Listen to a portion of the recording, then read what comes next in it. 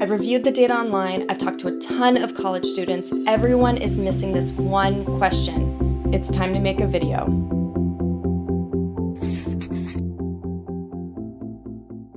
Today we're going to answer the following question from our microeconomics final exam, and that is to find total profit of the monopolist under the following conditions. Demand for this good is marked by P equals 100 minus 2Q, and this monopolist's fixed cost is 100 and his marginal cost is 20. Now, if you haven't already done so, check out our video, Maximizing Profit Under Monopoly, then actually try to do this problem by yourself, and then come back and we'll work through this problem together. Ready? I'm going to quickly recap 3 important truths about a monopoly. These points are covered in great detail in our monopoly video, but they're worth repeating as they'll form the initial steps for solving our problem today. Monopoly truth number 1, monopolists have market power. They're a big player in the market, or in the classic case, they're the only player in the market, which means that the quantity the monopoly produces actually affects the market price. You can think of them as price makers in their market. Monopoly truth number 2. When a monopolist is choosing how much to produce such that it maximizes its profits, monopolists behave the exact same way as their competitive counterparts. All firms, even the price makers of the world, set marginal revenue equal to marginal cost to find that profit maximizing quantity. And monopoly truth number 3. Because monopolists are price makers, their marginal revenue is no longer simply the price of the good, as it is for a competitive firm. Instead, the monopolist's marginal revenue varies with the quantity it sells and is less than the market price.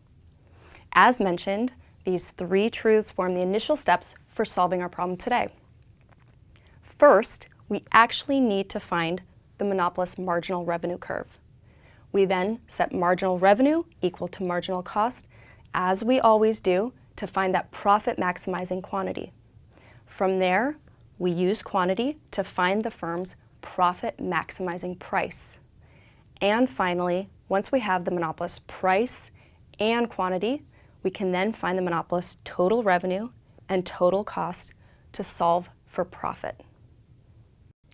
Step 1 is to find the monopolist's marginal revenue. The shortcut to finding the marginal revenue curve is to simply double the slope of our demand curve. And that's it. One thing to note here, that shortcut only works for linear demand curves, but that makes it sound way fancier than it is.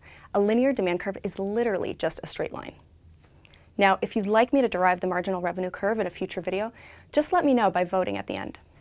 In this instance, the slope of our demand curve is 2, double that to 4, and we arrive at a marginal revenue of 100 minus 4Q. Step 1 is complete, and we can now move on to step 2, which is to set marginal revenue equal to marginal cost and solve for the profit maximizing quantity. The monopolist's marginal cost, as you know, is 20. Set that equal to the marginal revenue and solve. I know you can do this math, and I know you're doing this math right now, so I don't really have to go through it. After solving, you'll arrive at a profit maximizing quantity of 20.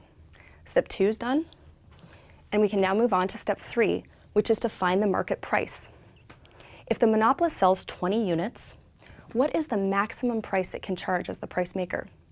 To find out how much consumers are willing to pay given this quantity, we turn back to our demand curve, which provides us with a clear relationship between the price and the quantity of a good.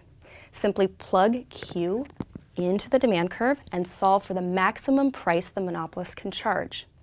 Again, I know you're going through these steps right now, so I don't have to go through each one. We'll eventually solve for a price of 60, and now step 3 is also done.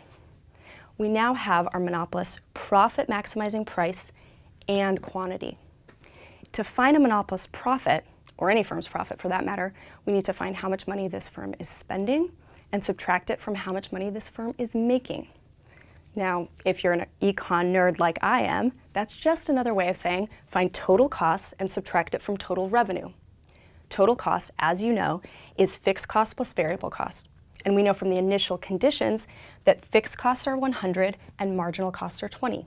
Plug these back into the equation to arrive at a total cost of 500.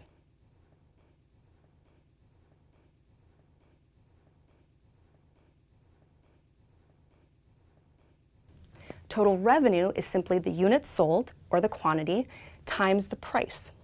After plugging in our price and quantity, we'll arrive at a total revenue of $1,200. And now all we need to do is subtract our total costs from our total revenue to arrive at the firm's profit of $700. And that's it.